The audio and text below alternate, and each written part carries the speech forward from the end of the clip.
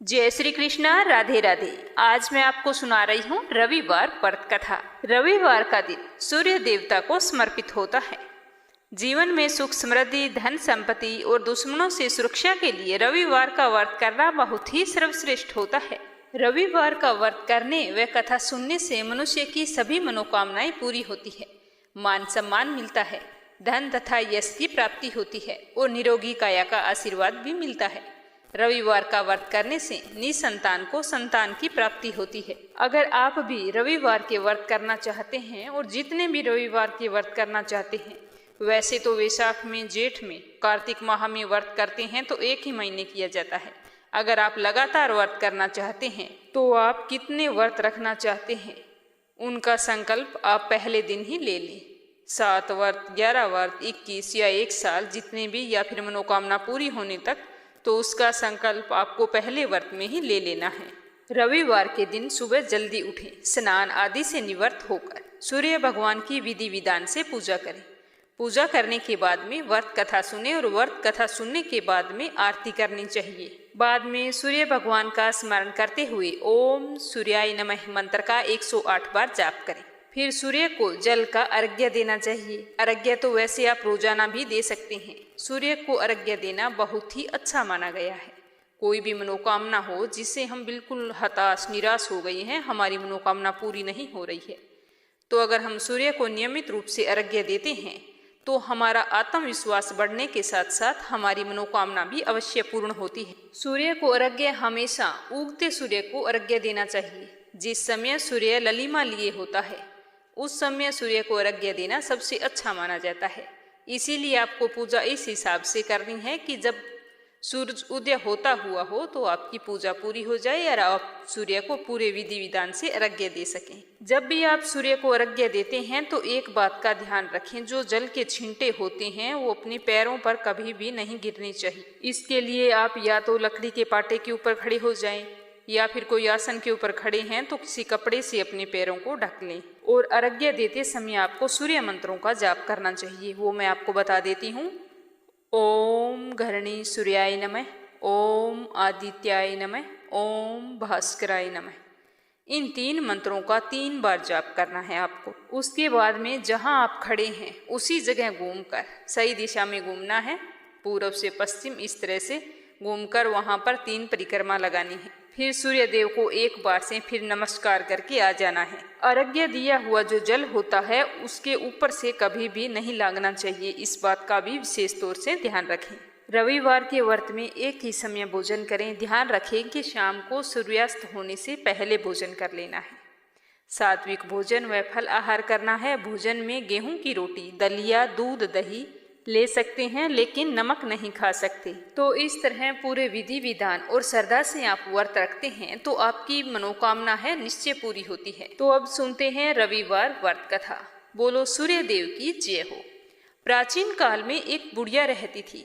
वह नियमित रूप से रविवार का व्रत करती थी।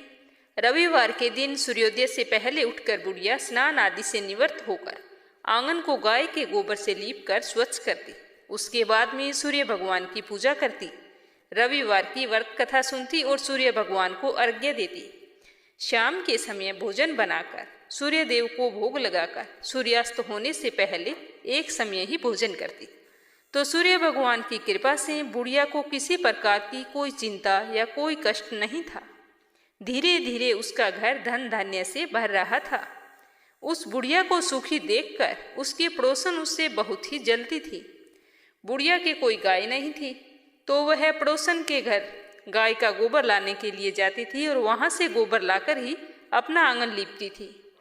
तो पड़ोसन ने सोचा कि अगर मैं अपनी गाय का गोबर नहीं दूंगी तो बुढ़िया आंगन कैसे लीपेगी, और आंगन नहीं लीप सकेगी तो व्रत कैसे रखेगी, और फिर ये सुखी कैसे रहेगी। इस तरह ये सोचकर पड़ोसन ने गाय को अपने घर के अंदर बांध लिया। तो अगले रविवार को बुढ़िया गोबर लाने गई तो उसने गोबर देने से मना कर दिया। तो गोबर ना मिलने के कारण बुढ़िया अपना आंगन नहीं लीप सकी। आंगन ना लीप पाने के कारण उस दिन बुढ़िया ने ना भोजन बनाया, ना सूर्य भगवान को भोग लगाया और ना ही स्वयं भोजन किया। सूर्यास्त होने पर बुढ़िया दुखी हुई भूखी प्यासी ही सो गई। उसी रात बुढ़िया के सपन में सूर्य भगवान आए और पूछा कि बूढ़ी माई सो रही है या जाग रही है। तो बुढ़िया ने कहा, ना भगवान सोई हूँ और ना ही जाग रही हूँ, कहो क्या काम है। तो सूर्यदेव बोले कि आज तूने ना भोग लगाया ना पूजा की, क्या बात है। तो बुढ़िया ने सारी व्यथा सूर्यदेव भगवान को बता दी। तो सूर्यदेव भगवान सर्व कामना पूर्ति गाय का आशीर्वाद देते हुए अंतर्ध्यान हो गए। प्रातःकाल सूर्योदय होने पर बुढ़िया ने देखा कि घर के आंगन में बहुत ही सुंदर गाय और बछड़ा खड़ा है। तो उन्हें देखकर वह तो हैरान हो गई। तो बुढ़िया ने जल्दी से गाय को घर के आंगन में बांध लिया और चारा लाकर खिलाया। तो पड़ोसन ने बुढ़िया के आंगन में बंधी हुई सुंदर गाय को देखकर बहुत ही हैरानी हुई और वह जलने लगी। तभी गाय ने सोने का गोबर किया। तो गोबर को देखते ही पड़ोसन की आंखें तो फटी की फटी रह गई। उसने इधर उधर देखा, बुढ़िया कहीं दिखाई नहीं दी। तो पड़ोसन ने तुरंत उस गोबर को उठा लिया और अपने घर ले गई और वहां से अपनी गाय का गोबर लाई और लाकर वहां रख दिया। अब तो पड़ोसन रोजाना वैसे ही करती, बुढ़िया के उठने से पहले उसकी गाय का गोबर उठा के ले जाती और अपनी गाय का गोबर वहां पर रख देती। सोने के गोबर से पड़ोसन कुछ ही दिनों में धनवान हो गई। लेकिन बुढ़िया को गाय के सोने के गोबर के बारे में कुछ भी पता नहीं था। बुढ़िया पहले की तरह हर रविवार को पूरी श्रद्धा से भगवान सूर्यदेव का व्रत करती, कथा सुनती। लेकिन सूर्य भगवान को जब पड़ोसन की चालाकी का पता चला तो उन्होंने एक दिन अपने प्रकोप से तेज आंधी चलाई। आंधी को देखकर बुढ़िया ने गाय को घर के भीतर बांध लिया। सुबह उठकर बुढ़िया ने सोने का गोबर देखा तो उसे बहुत ही आश्चर्य हुआ। उस दिन के बाद बुढ़िया गाय को रोजाना घर के अंदर बांधने लगी। तो सोने के गोबर से बुढ़िया कुछ ही दिनों में धनवान हो गई। उधर बुढ़िया की पड़ोसन को सोने का गोबर मिलता नहीं था, इसीलिए उसे बहुत ही ज्यादा जलने लगी। एक दिन उसने सोचा कि क्यों न राजा को इसकी शिकायत लगा देते हैं, तो गाय को राजा ले जाएगा, बुढ़िया क्या करेगी। तो उसने अपने पति को बुलाकर समझा बुझाकर राजा के पास भेज दिया। तो उसके पति ने राजा के पास जाकर बताया कि महाराज, एक बुढ़िया के पास ऐसी गाय है जो सोने का गोबर देती है। तो बुढ़िया को ऐसी गाय का क्या काम, ऐसी गाय तो राजमहल में होनी चाहिए। तो राजा ने ये खबर सुनी तो उसके आश्चर्य का कोई भी ठिकाना नहीं रहा। राजा ने तुरंत अपने सैनिकों को बुढ़िया के घर भेज दिया। जैसे ही राजा के सैनिक बुढ़िया के घर गए तो बुढ़िया ने हाथ जोड़कर विनती की कि गाय को मत लेके जाओ। रोई गिड़गिड़ाई, लेकिन सैनिकों पर इस बात का कोई असर नहीं हुआ, क्योंकि उन्हें तो राजा का आदेश था, उन्हें तो गाय को लेकर आनी थी। तो गाय को वहां से खोल कर ले आई। तो राजा गाय को देखकर बहुत ही खुश हुआ। उसने एक बड़े से कमरे में, सुंदर से कमरे में साफ सफाई करवा के अच्छे से उसमें गाय को बंधवा दिया। सोचा सुबह तक तो सोने का गोबर ही गोबर हो जाएगा। उधर सूर्य भगवान को याद करती हुई भूखी प्यासी बुढ़िया प्रार्थना करते करते रोते रोते सो गई। तो सूर्य भगवान भूखी प्यासी बुढ़िया को इस तरह से रोता हुआ प्रार्थना करते हुए देखकर उस पर बहुत ही दया आई। तो उसी रात सूर्य भगवान ने राजा को सपन में कहा कि राजन, बुढ़िया की गाय व बछड़ा तुरंत लौटा दो, नहीं तो तुम पर विपत्तियों का पहाड़ टूट पड़ेगा, तुम्हारा महल नष्ट हो जाएगा।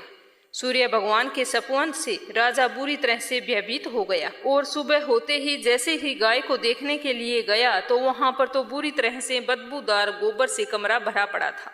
तो यह देखकर राजा को सब कुछ समझ में आ गया। राजा ने उस बुढ़िया को बुलाया और उसका कारण पूछा। तो बुढ़िया ने सारी बात बताते हुए कहा कि यह गाय मुझे सूर्य भगवान की कृपा से प्राप्त हुई। मैं रविवार के व्रत करती हूँ, उस दिन घर के आंगन को गाय के गोबर से लीपती हूँ। तो मेरी व्रत और पूजा पाठ से प्रसन्न होकर सूर्य भगवान ने यह गाय मुझे दी है। तो राजा ने बहुत सारा धन देकर, साथ में गाय और बछड़ा देकर अपनी गलती के लिए बुढ़िया से क्षमा मांगी और आदर सहित विदा किया और उसकी पड़ोसन और उसके पति को बुलाकर उनकी इस दुष्टता के लिए उन्हें दंड दिया। फिर पूरे राज्य में घोषणा करवाई कि राज्य के सभी स्त्री पुरुष रविवार का व्रत किया करें। रविवार का व्रत करने से सभी लोगों के घर धन धान्य से भर गए।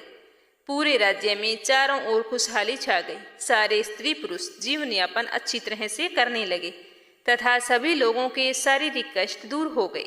हे सूर्यदेव, जैसा आपने बुढ़िया को दिया वैसा सबको देना। कहानी कहने वाले को, कहानी सुनने वाले को और हुंकारा भरने वाले को। और अगर कथा में कोई भूल चूक हुई हो तो हमें क्षमा करना। बोलो सूर्य देवता की जय हो। बोलो विष्णु भगवान की जय हो।